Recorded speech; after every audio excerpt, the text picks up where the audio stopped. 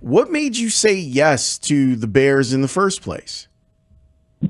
Yeah, thank you guys for having me on. I think the biggest thing I was looking for in this whole process was just really aligning on the qualities that were going to be emphasized by the organization and the coach and everything. And so I've heard nothing but an emphasis on playing as prepared as possible, playing as aggressive as possible, and kind of playing to all of our maximum potentials. And so hearing those things really reassured me and made me know that I was headed in the right place. Yeah, you had said the process made the Bears appealing. Is that what you mean? Hearing in the process, did any of the people in the process make it appealing as well? Yeah, for sure. The obvious appeals, like you hear stuff about Coach Johnson, who I haven't got to know super well yet, but all my experiences so far have been amazing, and his reputation speaks for himself. And then just, guys in the locker room that I'm really excited to meet and have excellent resumes and seem like great guys. And I think it'll be a great opportunity for me to learn from them and improve and hopefully contribute as well. We're learning, as everyone is that doesn't play football, about how important line play is and the intricacies of it. We're very lucky, Drew. Olin Kreutz is one of our experts on this show. Like, he jumps on with us every week and he breaks down football with us.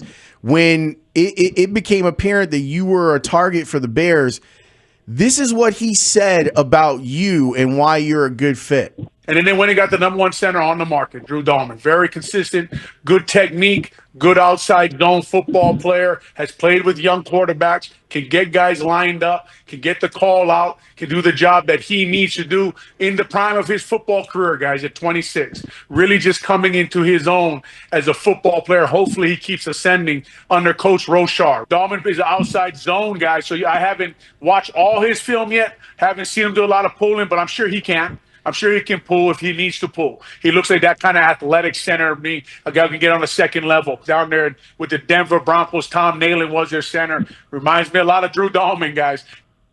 So, look, Olin's our guy, and so we pretty much take anything that he says about center play as gospel. So to hear him talk about you that way was really exciting. Was his scouting report spot on?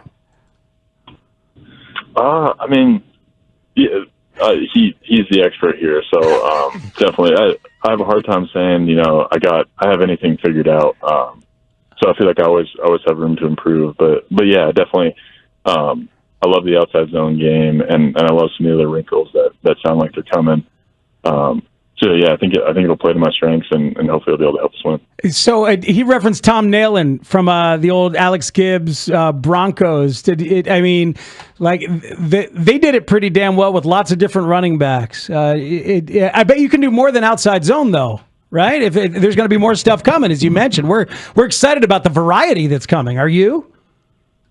Yeah, for sure. And yeah, in Atlanta, previous team, outside zone was definitely our emphasis, but we had other wrinkles. And then in college, I ran a ton of different stuff. We were power and pin and pull, and a lot of tight zone stuff and duo. So I feel like I've been fortunate enough to be coached in a lot of different systems and kind of learn some of those things. So I think it'll be more of a refresh than like a starting from new for me. Well, that's awesome. We're talking to Drew Dalman, the new Bears center. One of the ways that Ben has talked about this publicly, it's super exciting. Like, he's got Declan Doyle from the Sean Payton tree. He's got Press Taylor, who comes from the Chip Kelly stuff. He's got Eric Bieniemy, who does a lot of, knows the Andy Reid stuff. And then there's Ben. Like, they're going to throw a lot at you guys, and that's super exciting. He said that the offense will go as far as your collective intelligence will take it.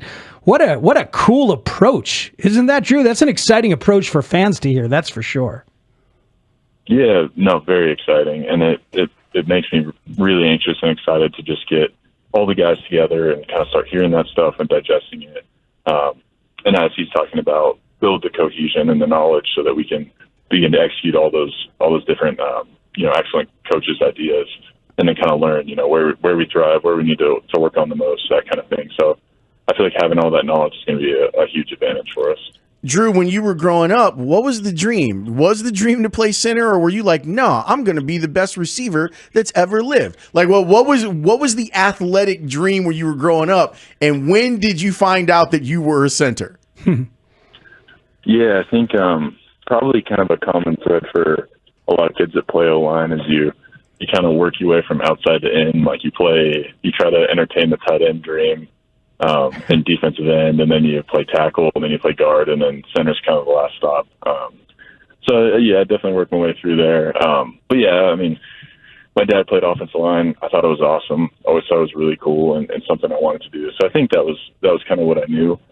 But I definitely took my time getting there, that's for sure. Does your personality lend itself to center? Now that you've found it, with all the knowledge you have to acquire, all the communication that goes on, you seem like a pretty good fit for it at this point.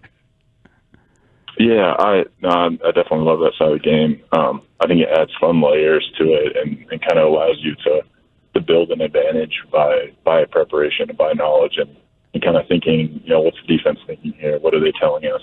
How can I use it to my advantage? So all that side of the game has always been appealing to me, and I think that is valuable in an offensive lineman in general, especially a center. So I think it is a good part for me.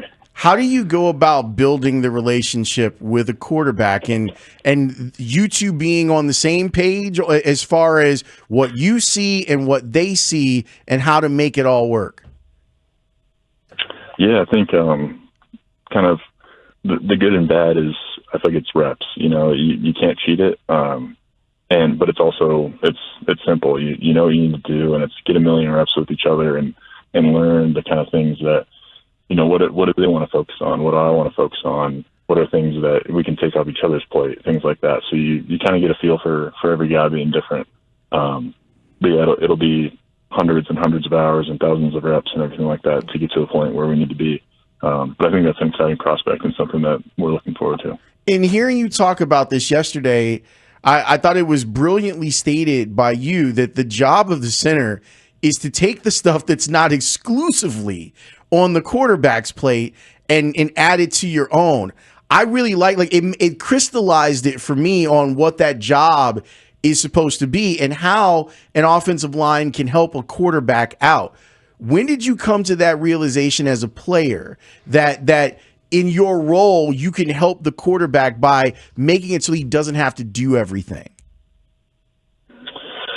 Yeah, good question. I'm not sure if it's something that I don't think I had like an aha moment or anything, but it's definitely true that every player out there has a lot they're thinking about, and when you have the ball in your hand and you got to make those decisions, you want to be focused on that 100%. And I'm not a quarterback expert by any means, but I can imagine that if you're worrying about what the O-line's thinking and worrying about all these other different things, it's going to kind of take up some of your bandwidth. So it's definitely been a process that I've approached in the past. So, okay, let's streamline this. Let me put some stuff on my plate so that he can make the decisions he needs.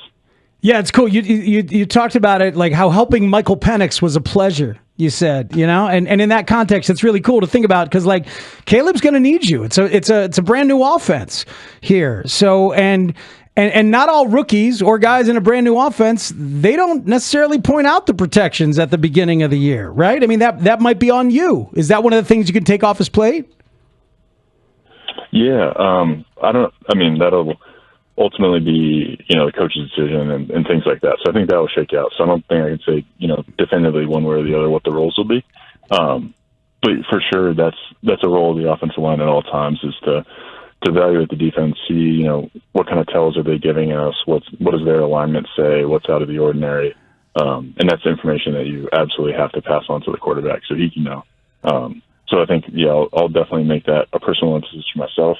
And I imagine that we'll talk about as an O-line unit as well. What kind of tells? The poker player in me perked up when you talked about tells, Drew. You mentioned it yesterday in terms of Brian Flores, like lots of front-end prep for you when studying Brian Flores, and you'll see him a couple of times here with the Vikings, and developing tells in that film study. So what's a defensive tell? Make us smarter. Like, it doesn't have to be something that they do, but something that a defense does where you're like, now I know you're coming A-gap, or now I know you're blitzing, or now I know you're not. Give us something that you have learned to read from a team. Yeah. I don't want to get too specific just because I don't want to give away any kind of like, proprietary stuff. I don't think it's unique by any means, but yeah, guys, you kind of learn watching film like where guys should be lined up to certain formations. And then all of a sudden someone's, a whole gap wider, or someone's some kind of where they shouldn't be, or their stance is different for the first time in this game, that kind of thing. So that kind of tells you, okay, if they're doing something different, they're probably doing it for a reason. It means that they're, they might be moving or pre-aligning or those kinds of things. So you can kind of take that, and it'll be a little bit of a clue as to where the pressure might be coming from, and then you can inform the guys around you. See, we love that stuff because, like, we love watching catchers who, like, read the body language of a hitter. It's like, oh, he's off balance a little bit, like, you can read that stuff as a center. You need to read that kind of stuff from defensive linemen, don't you? Yeah, absolutely. And I feel like oftentimes the center will get credit for stuff like that, but that's really an all five thing. Like the tackles will feel defensive ends get too tight or get too loose or things like that. So yeah, it's really when O-lines, I feel like, build cohesion, everybody's communicating and picking those things up. This happened really quickly, and it's a good thing, I think, for everyone involved that it happened quickly. But were you thinking that it would go like this? Did you have like a vacation plan? Like, what are you going to do to blow off steam before you guys are back at it on April 7th? Yeah, I'm not sure I had really any understanding of how it was going to go. This is my first time through this whole process, but no, I'm feeling ready to go, feeling refreshed, all those things. So I'll be ready to go when it's time for OTAs to get rolling, and it sounds fun. I'm excited to get to know Chicago, so it doesn't sound like I'm, slogging my way through or anything. I'm looking forward to it. Well, Drew, we appreciate having you on the show, but we need to know, like, if we get Grady on the show, what do we need to talk to him about? Oh, man. Good question. Grady's a super smart player. I can't say enough how much I respect him and how much I've enjoyed being his teammate. And as far as, like, what we talked about, picking up defensive tells and knowing what they're doing, I think he's incredible at diagnosing what offenses are trying to do and listening to the O-line calls and figuring things out. So I'm sure he'd have really interesting answers to that whole deal. Hey, Drew, what can we help you with, man? Welcome to town. Like, is there a specific cuisine we can help you with, or do you need a date spot? Like, you got two veteran Chicagoans here. So what can we do for you, sir? Oh, man. I'm definitely happy. I feel like I've gotten a bunch of recommendations so far. Yeah. I would love some non-pizza restaurant recommendations. Oh, yeah. Well, there's a place called Rosemary in the Fulton Market District, which is absolutely delicious. We'll get you in there if you want. Yeah. It's pretty great. We know some people. They have an incredible executive chef that is an owner that is outstanding. So yeah, that's one of the places for sure. Yeah, I think, what's the place down in Hyde Park by you with the Accione Bistro in Hyde Park, which is far. about 7 minutes from Soldier Field, and it's a really great place that you should check out as well. But here's the beautiful thing: in Atlanta is similar. Like, it's got a good food reputation down in Atlanta. Chicago is a city of neighborhoods. So Drew, whatever you like, you can find, and you can find it in abundance. And that's one of the beautiful things about the mosaic of this city, man. There's so many different neighborhoods, so many different flavors. And everybody will love you because you're a Bear. I mean, do it now before a game has been played. You know what I mean? Like, your reputation is sky high. We haven't seen you make a single mistake yet, man. You're locked and loaded. Yeah, that is true. Got to strike while the iron's hot there. It's the truth. Drew, thanks so much for your time, man. Congratulations and welcome to Chicago. Yeah, thank you so much, and I'll definitely check those places out. All right, Drew.